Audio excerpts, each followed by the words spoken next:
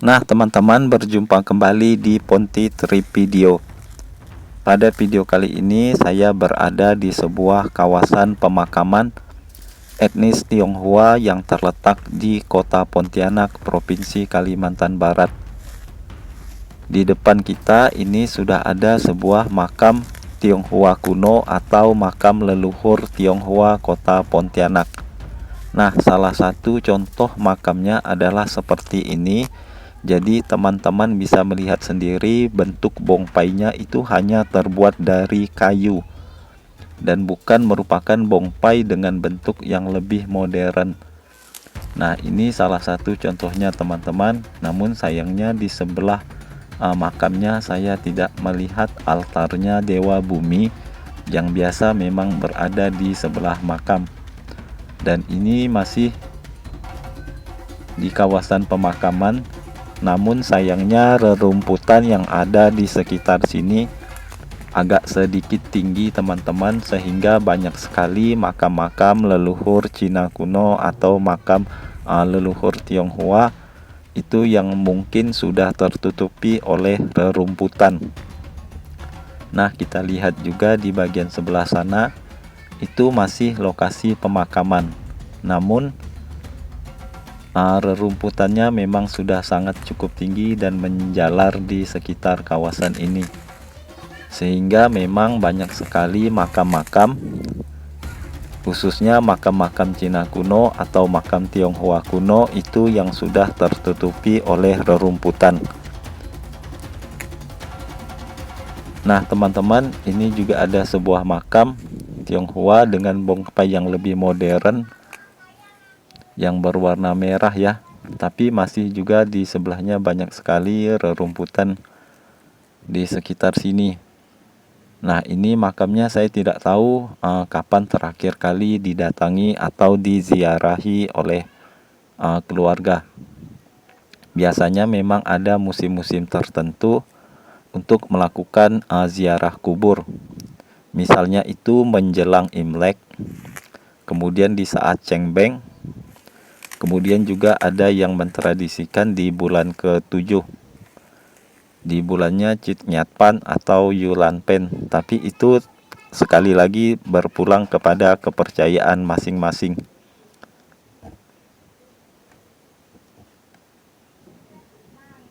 Saya berharap nanti semoga pihak keluarga dapat terus melestarikan tradisi sembahyang leluhur atau sembahyang kubur.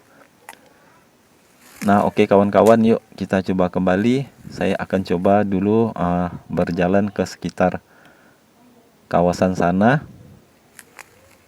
untuk melihat apakah masih ada makam-makam Cina kuno atau makam leluhur Tionghoa. Karena sepertinya kawasan makam ini sangat banyak sekali gundukan-gundukan tanah yang berbentuk pola tertentu. Itu seperti tempurung kura-kura, itu makam leluhur Tionghoa zaman dulu.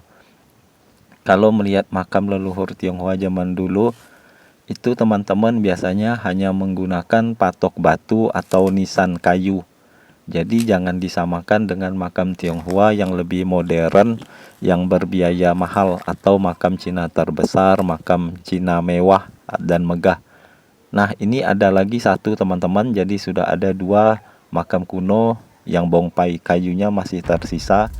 Yang satu itu di sebelah sana, yang tadi kita explore, yang kita lihat. Nah, yang keduanya ini di sebelah sini. Ini juga ada satu makam leluhur Tionghoa zaman dulu.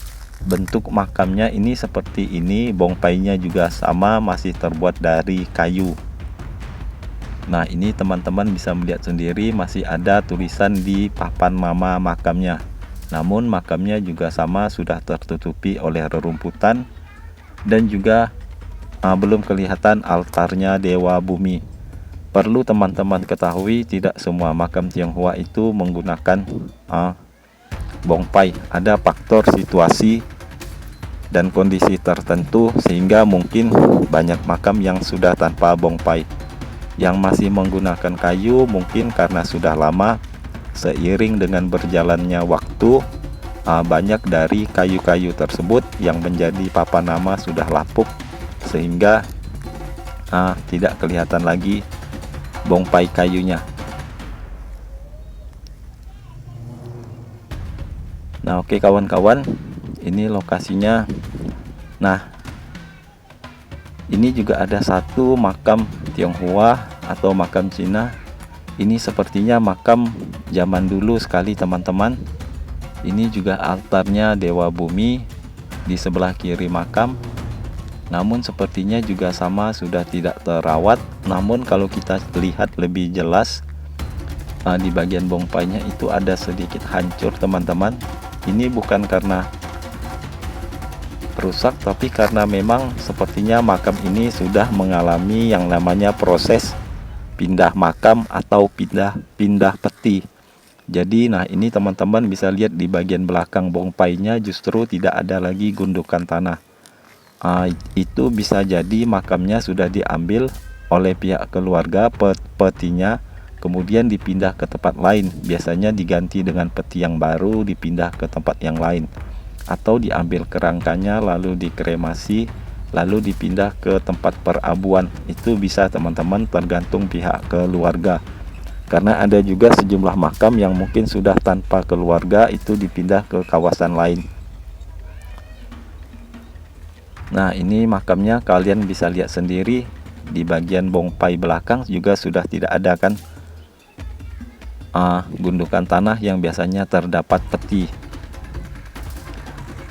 Namun ini sebentar sepertinya agak sedikit sulit untuk berjalan di sekitar kawasan sini karena tanahnya yang cukup lembut dan sepertinya mungkin memang tanah gambut, jadi sangat banyak sekali akar-akar kayu yang terinjak serta rerumputan ilalang.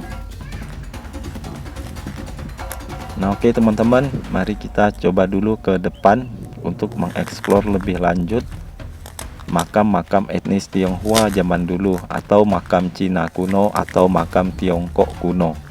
Jadi memang jangan disamakan dengan makam Tionghoa yang lebih modern dengan bentuk bongpai yang lebih bagus, atau makam yang berbiaya mahal. Itu sangat berbeda jauh teman-teman, dan sangat kontras.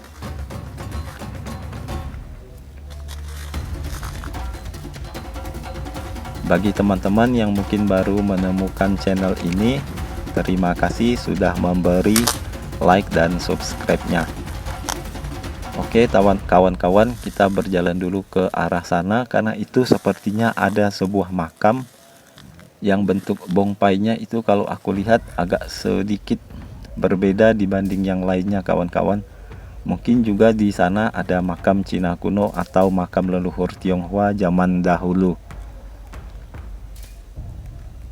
Mari kita ke sana, cuma jalannya ini untuk melangkah memang terasa agak sedikit sulit karena banyak sekali tanaman ilalang yang harus terinjak, jadi harus sedikit berhati-hati melangkah di sekitar kawasan pemakaman ini atau kawasan pekuburan ini. Untuk teman-teman semua yang memasuki lokasi pemakaman Tionghoa bisa menjaga adab, menjaga tingkah laku saat berada di pemakaman.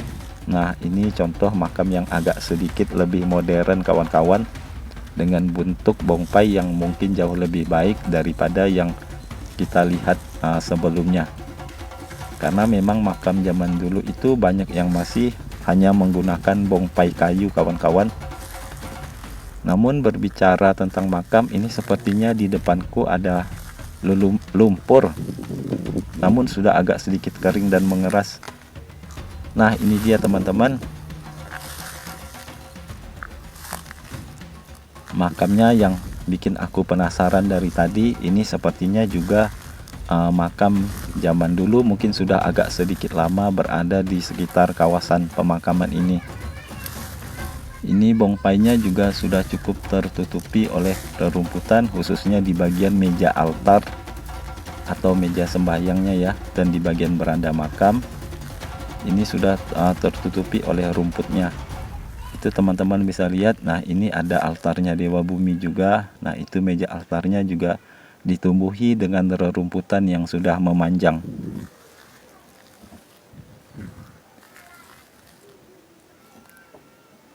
Nah, teman-teman yang masih setia di channel Ponti Trip Video, saya ucapkan terima kasih dan nantikan video selanjutnya.